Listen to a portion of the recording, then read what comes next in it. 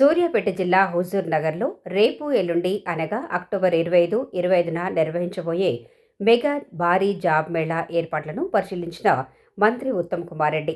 అనంతరం మంత్రి ఉత్తమ్ కుమార్ రెడ్డి మాట్లాడుతూ, రేపు ఎల్లుండి హుజూర్ నగర్లోని ప్లేర్ ఇన్ఫినిటీ స్కూల్లో నిర్వహించే మెగా జాబ్ మేళాకు భారీ స్థాయిలో నిరుద్యోగులు తరలివస్తారని అంచనా ఉన్నట్లు తెలిపారు.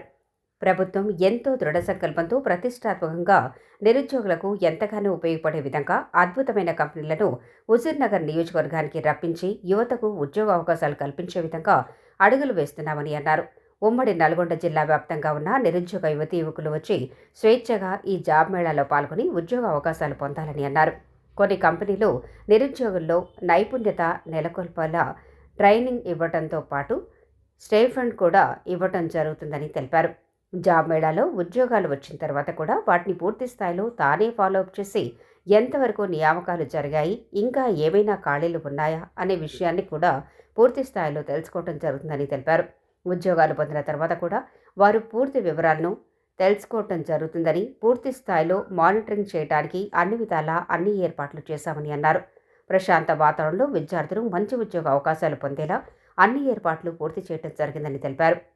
25, 26 2 రోజులు కూడా అందుబాటులోనే ఉండి అన్ని ఏర్పాట్లు దగ్గరుండి తానే చూసుకుంటారని మంత్రి ఉత్తమ్ కుమార్ రెడ్డి తెలిపారు. చాలా మంది హుజూర్ నగర్కి ఆహ్వానించాం. ఇప్పుడు 275 కంపెనీలు వాళ్ళు వస్తామని చెప్పారు. మేము కూడా ఊహించని రీతిలో నిరుద్యోగ యువతీ యువకులు రిజిస్ట్రేషన్ చేసుకున్నారు. అందుకోసం ప్రత్యేకంగా ఎల్లుండి కూడా పొడిగించాం. ఎవరెవరికి వీలైతే ఎల్లుండే రండి అని చెప్పి మేము రిక్వెస్ట్ చేస్తున్నాం. ఎల్లుండి ఉంటుంది, ఎల్లుండి కొంత తక్కువ రష్ ఉంటుంది కాబట్టి ఎల్లుండి కూడా మీరు రావచ్చని చెప్పి కూడా కన్వే చేస్తున్నాం.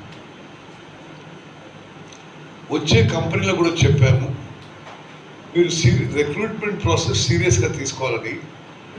అంటే ఎంతవరకు వీలైతే ఇక్కడ రిక్రూట్ చేసుకోవాలి, లేకపోతే బయోడేటా రెజ్యూమే ఇవి తీసుకొని కొంత ప్రాసెస్ చేసుకొని, లేదా మళ్ళీ లాంగ్ ఇంటర్వ్యూకి డీటెయిల్ ఇంటర్వ్యూకి మీ హైదరాబాద్ ఆఫీస్లో కానీ వేరే చోట ఉంటే అక్కడికి పిలిపించుకోవాలని కూడా వాళ్ళ కంపెనీలకు రిక్వెస్ట్ చేస్తాం. అదేవిధంగా కంపెనీలు కూడా మాకు ఏం అష్యూరెన్స్ ఇస్తున్నారంటే, ఇప్పుడు వెంటనే ఉద్యోగం తీసుకోకున్నా కొంతమంది ట్రైనింగ్కి తీసుకుంటాం. ట్రైనింగ్ తీసుకొని 1 సంవత్సరం ట్రైనింగ్ ఇచ్చి స్టైపెండ్ కూడా ఇచ్చి వాళ్ళు ఆ తర్వాత పర్మనెంట్ జాబ్లో అడ్వర్టైజ్మెంట్ తీసుకుంటామని. అయితే మన ప్రాంతంలో సిమెంట్ కంపెనీ అన్నీ కూడా పార్టిసిపేట్ అవుతున్నాయి. ఉమ్మడి నల్గొండ జిల్లాలో మేము అన్ని కంపెనీలకి పరిశ్రమల శాఖ, రాష్ట్ర ప్రభుత్వ యొక్క పరిశ్రమల శాఖ ద్వారా రిక్వెస్ట్ చేశాం. తప్పనిసరిగా బయట కంపెనీలే పార్టిసిపేట్ చేస్తున్నప్పుడు మీరు తప్పనిసరిగా పార్టిసిపేట్ అవ్వాలని. సుమారు ఉమ్మడి నల్గొండ జిల్లాలో ఉన్న కంపెనీలు అన్నీ కూడా పార్టిసిపేట్ అవుతున్నాయి. సిమెంట్ కంపెనీలు, ఫార్మా, మ్యానుఫ్యాక్చరింగ్ అన్నీ కూడా ఈ 275 కంపెనీలు ఇప్పటి వరకు 36,000 మంది రిజిస్టర్ చేసుకున్నారు. ఆ సంఖ్య 40,000 మంది వరకు పోవచ్చు. కొంతమంది రిజిస్ట్రేషన్ చేసుకోకుండా కూడా వస్తున్నారు వీడికి. అయితే ఆ స్థాయిలో ఏర్పాటు చేసే ప్రయత్నం చేస్తున్నాం. నేను ముందు చెప్పినట్టుగా నిన్న మొన్న చెప్తున్నాను, దీని ఉద్దేశం ఏంటిది? మన ప్రస్తుత కాంగ్రెస్ ప్రభుత్వంలో మేము వచ్చిన ఈ 20 నెలల్లో భారీ స్థాయిలో ప్రభుత్వ ఉద్యోగాలు రిక్రూట్మెంట్ ప్రాసెస్ చేసి గ్రూప్ 1, గ్రూప్ 2తో సహా వివిధ డిపార్ట్మెంట్స్లో 70 నుంచి 75,000 ఉద్యోగాలు ఇవ్వడం జరిగింది. అదేవిధంగా ప్రైవేట్ రంగంలో కూడా ప్రత్యేకంగా మారుమూల ప్రాంతంలో గ్రామీణ యువతకి అవకాశాలు కల్పించాలనే ఉద్దేశంతో ఈ జాబ్ మేళా. అంటే దాంట్లో ప్రత్యేకంగా గ్రామీణ యువత ఎందుకంటే హైదరాబాద్లో పుట్టి పెరిగి చదువుకున్న యువతకి ఈ ఉద్యోగ అవకాశాల విషయంలో కొంత అడ్వాంటేజ్ ఉంటుంది. వాళ్ళ ఇంగ్లీష్ లాంగ్వేజ్లో కానీ అక్కడ రీచ్లో కానీ కంపెనీస్కి అందుబాటులో ఉండవు, ఇట్లా పోతారు, ఇట్లా అంతా ఒక అవగాహన ఉంటుంది. గ్రామీణ ప్రాంత యువతకి కొంత డిసడ్వాంటేజ్ ఉంటుంది ఉద్దేశంతో ఇది మరి జిల్లా యంత్రాంగాన్ని, జిల్లా పోలీస్ యంత్రాంగం కూడా కష్టపడి పనిచేస్తున్నారు. ఎందుకంటే చాలా భారీ స్థాయిలో వస్తున్నారు.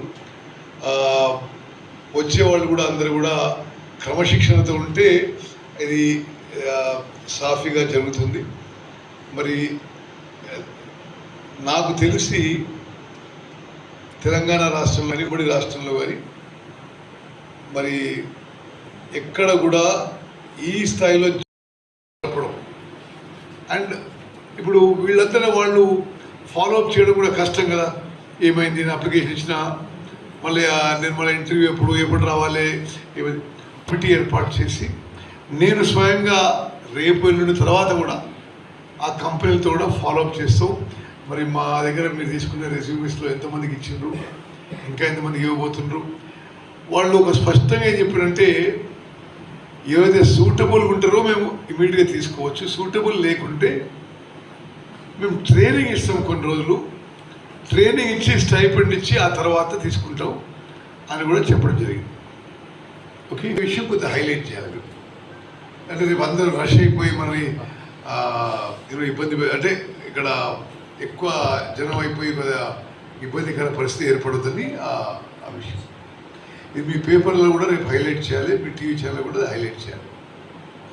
Minute to minute live updates కోసం మా R9 తెలుగు న్యూస్ ఛానల్ ని లైక్ చేయండి, షేర్ చేయండి, కామెంట్ చేయండి, మర్చిపోకుండా బెల్ సింబల్ ని క్లిక్ చేయండి, సబ్స్క్రైబ్ చేయడం మర్చిపోకండి.